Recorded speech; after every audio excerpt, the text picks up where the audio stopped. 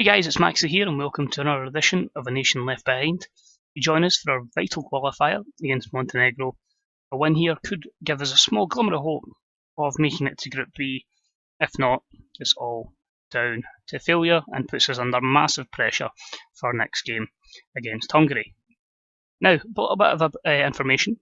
With FM scheduled for release on the 2nd of November and the beta more than likely being 2 weeks beforehand, but we'll be ceasing to do FM content on the 9th of October. Now, obviously, these are weekly episodes, and what I'm glad to say is the way I've worked out, we'll do the 3 games in the Nations League, and I thought let's end it in style.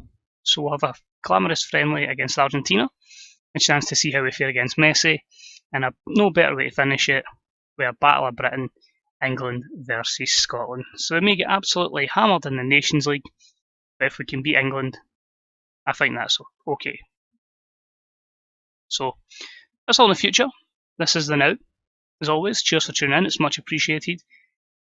Upvotes and downvotes are all appreciated as well. And of course, comments. Let us know what you're thinking regarding FM19. Will I ever win a World Cup with Scotland? Probably not in FM18. Will we try again in FM19? Probably. But it's just about getting the right generation at the right time, whether they be created players or real. I'll say created, regens, whichever your generation calls them. Now for this one, there's a lot of players a bit fatigued, but I do want to persist with most of a team that played well. So the only people that are dropped are players that played poorly. As you can see, there are a lot of people with a bit of fatigue, so likelihood Jamie Murphy may only get 45 minutes. We're going to take a little tactical gamble. As you can see, it's going to be Gordon in goals. It's going to be a back four of Robertson, Cooper, William Lindsay and Callum Patterson. MacArthur and Bannon will sit in the defensive midfield area with John Fleck taking the box-to-box midfielder role. Was a wee bit bemused how to put in there, but I just felt like we'll go with him because McGinn is suspended. Murphy on the left, Phillips on the right. There's your biggest gamble. Stuart Armstrong is a false 9. I'm just up for trying some crazy stuff, I'm not going to lie. So, might get some joy there. He kind of brings the defenders out, allows Phillips and Murphy to get in. But we'll see. We're playing defensive. Let's hope for a miracle. Our favourites, 64 against their 13-8. But as always, it's going to be looking out for the likes of Stefan Jovetic and Hak Sabonovic. The boy that's at West Ham? The boy that's at West Ham. So yeah, let's see how we do. So we're hoping for something good here.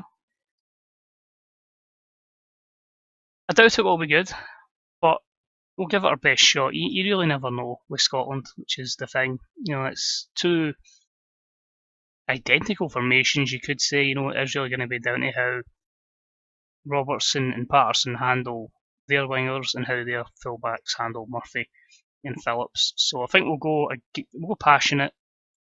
We want to avenge the last game, and that's motivated most of the team. And I'm just going to say we just want to wait and see, and that Callum Patterson's in. I don't actually really usually care about my captain. Usually with NEC, it's always the 2 guys that are always going to play, and always the experienced heads. So I don't mind if it auto sets it to Callum Patterson. I'm pretty sure he probably has good leadership skills. Let's actually see if we can quickly check that. 15. That's pretty decent. So I don't think anything too negative there. So we'll hopefully keep an eye on results elsewhere. See how things are going in the other game between Hungary and Romania. Romania are red cards, so it's one of those ones where if we can spring a shock here and maybe Hungary do as well, then it really does open up the group. But if a defeat here and a potential loss for Romania, it's always typical. Commentators curse and Jovetic gets through. We just seem to have no pace in the back line and a nice composed finish. But yeah, as I say, defeats here and a defeat for Romania puts us under pressure. But if we can somehow get a win from 1-0 down, we might have a chance. Here's Robertson. Stuart Armstrong, false 9, puts it in the back of the net. He's got lovely hair and he's used it to put it in the back of the net there. A guided header from Matt Phillips' cross. And somehow, some way, Scotland still have a chance with that Stuart Armstrong header. Murphy's took a bit of a knock there, which seems to be a calf strain he wants to come off. Do you know, I'm just going to do it. I just feel like Let's just make sure we've got as many fit players as possible. I'm going to put Kieran Tierney on. He'll go to fullback and Andy Robertson will just play as a winger. Let's just send Andy at them, full pace. So if he's like when he wants to come off, it means it could potentially be worse. And I'd rather have somebody that's a bit more fresher that can come in and properly put pressure on a team that may be struggling a bit with fatigue. At 1-1 at half time, that's pretty decent if we can keep this up. Let's see, is it going to be another commentator's curse? Here's Vesovic. Good pressure, excellent. Armstrong, he needs support. Play it to Phillips, excellent. He's made a good run. Unfortunately, he's never going to have pace, but he's putting good pressure on them, and they're going to try and go a bit direct here, see if they can get Jovetic in behind, which he does again. And thankfully, no such joy. I think what we're going to look to do at half time is drop the line a bit deeper because he's getting in every time behind Liam Lindsay and Liam Cooper, which is not great. So, result in another game at the moment, apparently still 0-0. More chances, again only one on target. Again, that's the joy of shoot on sight. So everybody's motivated, that's good to see, and as I say, we will just look to go as deep as possible. I don't think we can go much deeper, but let's see how we can do. If we can somehow steal a win here and give ourselves a chance. No changes, of course, apart from that early change, Murphy for Tierney. I just felt like it was probably worthwhile, and we don't really have any other... Scotland are weird, they don't really have any other inside forwards off the left, which usually in reality there's a lack of left footers cutting in from the right, but Scotland seems to have loads of them. Here's Cooper. Robertson, why have you done that, Andy? Just hold the ball up or just run. Allow the likes of Stuart Armstrong and co to go up and support you. Here's Vesovic. Good tackle, but Rodic, and he's at the post there, and thankfully we've managed to clear it. I think we're going to maybe look to take off one of the DMs. It's tough choices. Going to go with Bobby Snodgrass coming on, and he's going to replace Matty Phillips on the right. So look at Callum Patterson, can play it all the way just down the right hand side. Right, that doesn't help what I was wanting to do. If I change of mind, I'm going to put Callum Patterson there, and I'm actually going to play Cadden as the right wing back.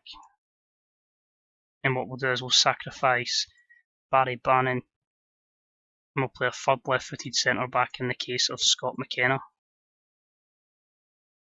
So a bit risky, it's fairly attacking, but we might be able to get at them with the two wing backs, and then the likes of Robertson and Patterson as well. So we'll see if we can get some joy with that. Previous FMs, I don't know if a lot of you know this, but Callum Patterson's always been versatile. Like at times he's been playing up front for Hearts, so I wasn't sure if FM had reflected that as well by giving him an opportunity to play up front. So that would have been an option. But it's crazy to think we're actually going to play 90 minutes with Stuart Armstrong as a false 9 and actually be quite competitive.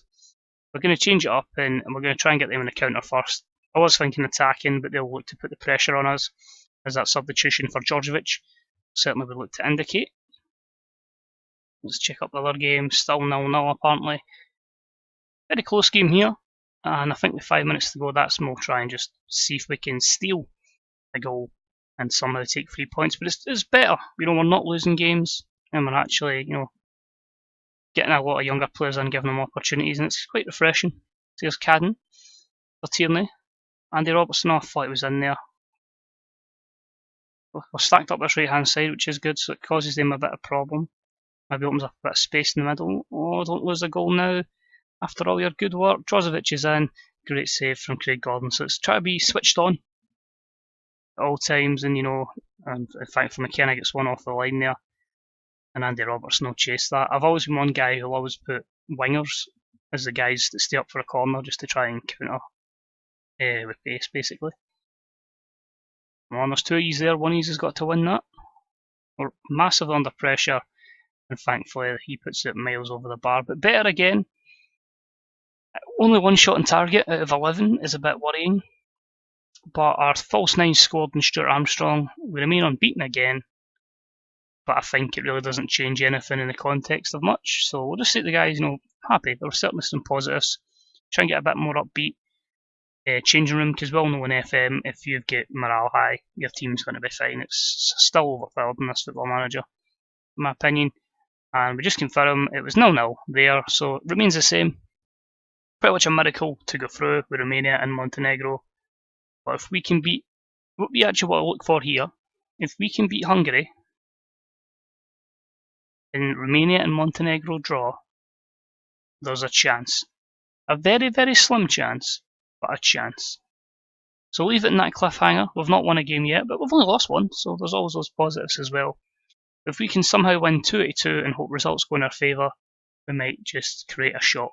And if not, we'll just kick Messi off the park, we'll kick England off the park, and our 2 glamour friendlies to end the series. But cheers for watching, guys. Let us know how you've been getting on, if you've managed any sort of national team, how you find in the Nations League, and of course let us know what you're thinking in the build-up to FM19. But cheers for watching, much appreciate it. Enjoy the rest of your day. We'll see you soon for the massive game against Hungary. Bye-bye.